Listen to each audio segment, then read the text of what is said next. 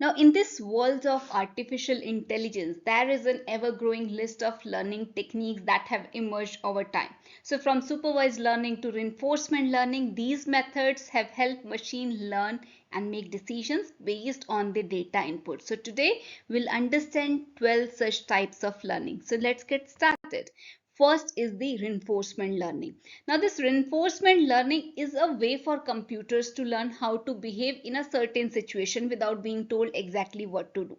So, imagine you want a virtual character to navigate through a maze and reach the exit. So, instead of programming each step they take, you teach the character which steps are rewarding, like moving closer to the goal, and which ones results in punishment, like hitting a wall. So over many attempts, this character learns to choose the most rewarding path and eventually finds the quickest route to the finish line. So that's reinforced learning in a nutshell. That is teaching agents or the virtual characters to make smart choices by providing feedback based on consequences. And some popular application of this technology include playing video games, controlling robots, optimizing business strategies, and improving medical treatment. Then we have federated learning. Now, this federated learning is a technique that allows multiple devices to collaboratively train a shared machine learning model without sharing all their data. So, in other words, instead of sending sensitive information back and forth between the central servers and individual devices, a portion of training occurs locally on each device while keeping the privacy and security of the users intact. For instance, imagine you own a fitness app with millions of users worldwide who use different types of wearable gadgets to track their physical activity. So with federated learning, these users could contribute small amount of encrypted data to refine a global prediction algorithm without revealing any personally identifiable information. So as a result, everyone benefits from improved accuracy and efficiency without compromising confidentiality or network bandwidth. And this application of federated learning can be found across industries such as healthcare, finance, retail, and transportation. Then comes meta learning. Now this meta learning, also called learning to learn, it refers to a subfield of machine learning research that focuses on developing algorithms capable of efficiently adapting to new and unseen tasks using only a few examples. So unlike traditional supervised learning methods where models must be trained separately for each task, meta learners aim to discover patterns and transfer this knowledge learned during previous similar tasks to quickly and accurately solve novel problems. For illustration, let us say you build a model to recognize handwritten digits but then need to extend its capability to identify letters too. So by implementing meta-learning techniques, you may teach the model to recognize common features between digits and letter recognition, which enable faster adaptation to the later rather than retraining completely. So besides enhancing the versatility and robustness of existing models, meta-learning has promising implications for areas like lifelong learning, active learning, and resource constraint scenarios where efficient utilization of resources matters.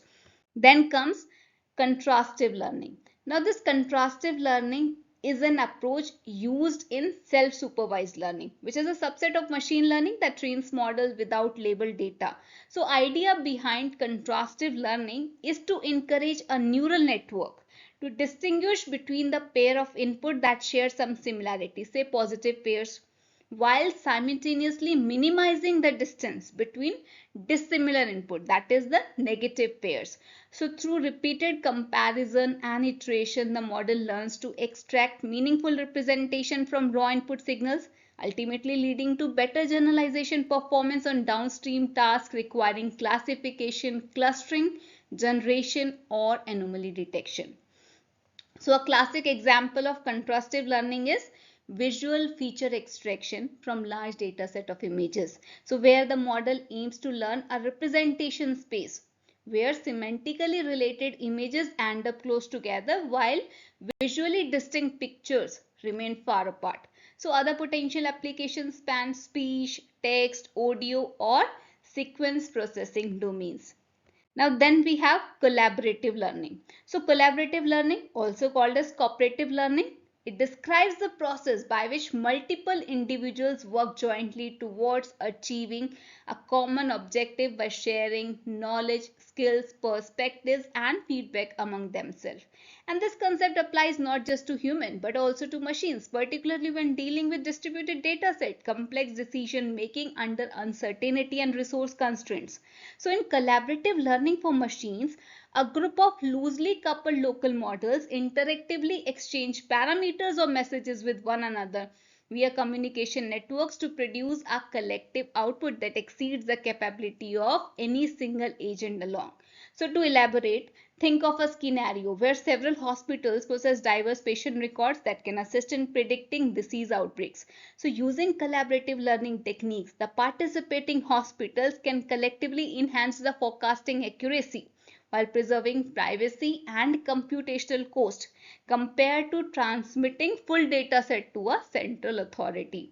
So similarly, the methodology holds promises for various industrial applications ranging from financial trading, cyber security, social media analytics, and autonomous driving system. Then comes representation learning. Now, this representation learning is a crucial component of deep learning algorithms that enables them to automatically extract relevant features and patterns from raw input data through multiple layers of nonlinear transformation rather than explicitly engineering those features by hand.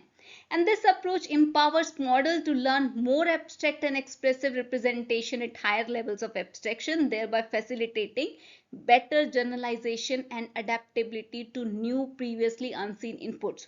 So consider a convolutional neural network applied to image recognition.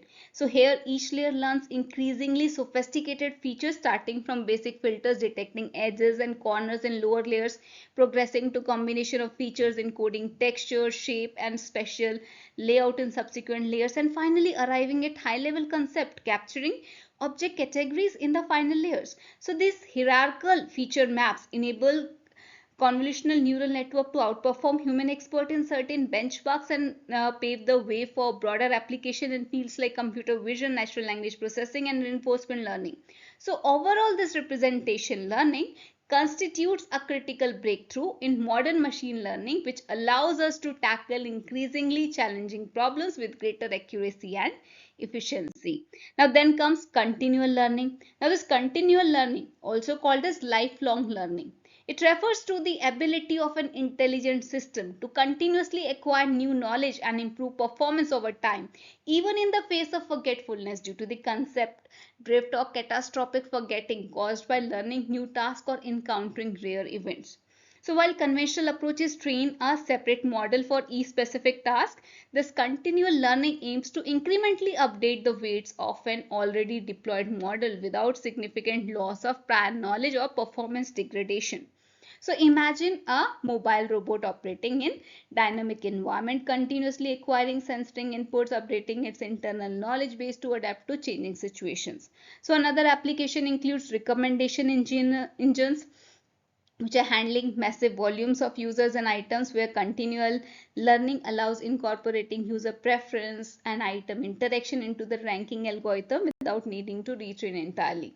So this continual learning poses challenges of credit assignment, memory management, and curriculum design, presenting exciting opportunity for future research and development. Then comes our supervised learning, which is a type of machine learning technique wherein a model is trained using label samples so that it can accurately predict the output when provided with new but similar input. So essentially the model learns what value should be associated with which set of input variables based on the relations observed during training. For instance, consider the binary classification problem, where we want our model to distinguish whether an email is spam or not based on features like sender name, subject line, etc. So during training, we provide the model with thousands of emails, some marked as spam and others are legitimate mails.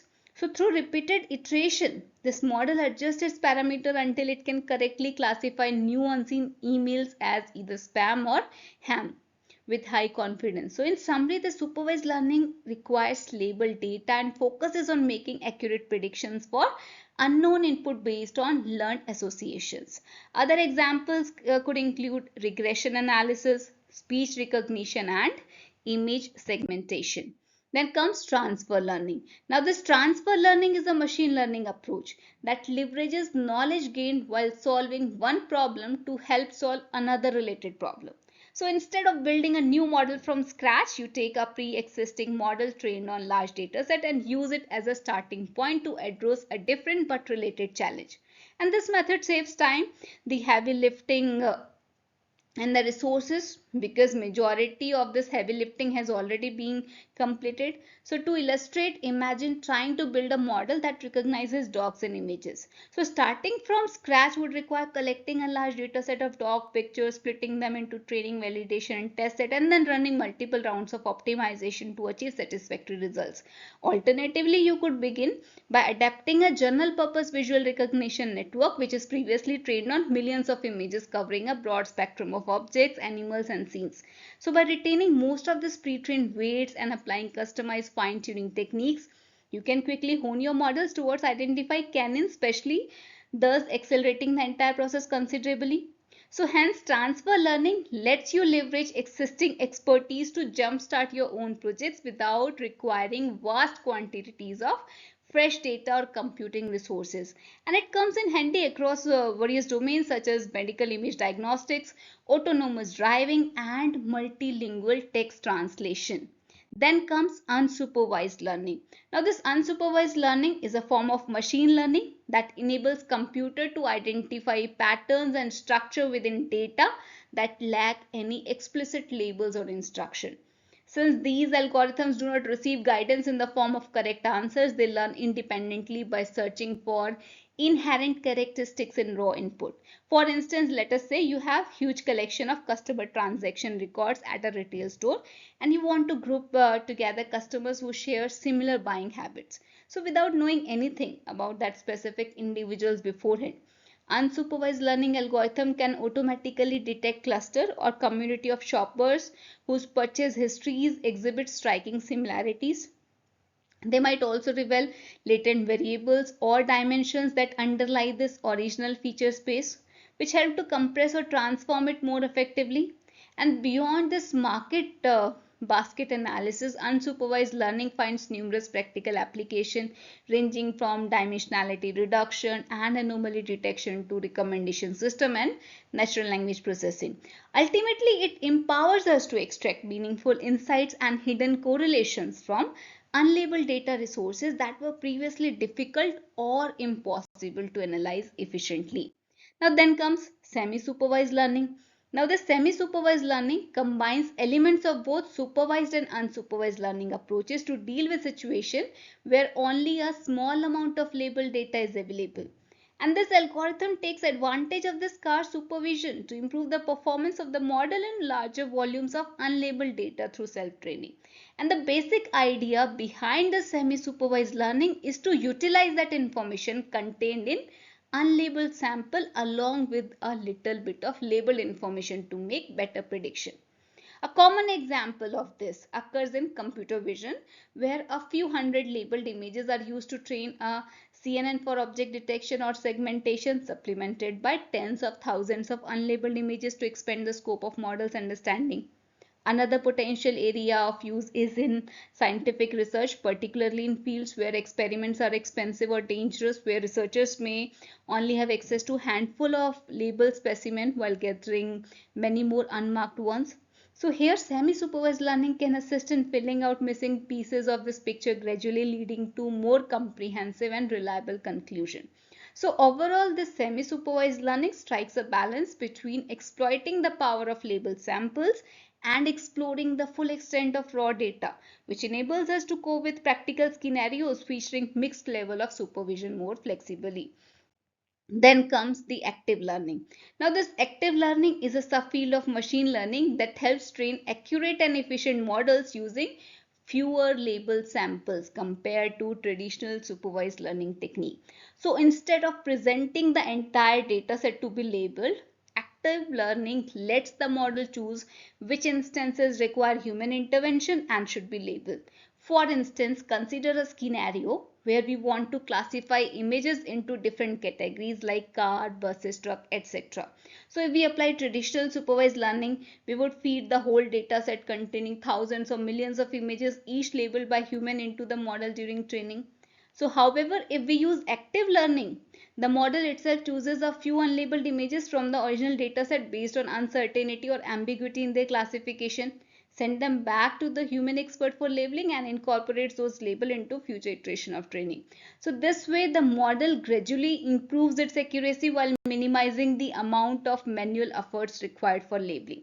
So overall, active learning enhances model efficiency, saves resources, and makes the most out of limited labeled data. Thank you.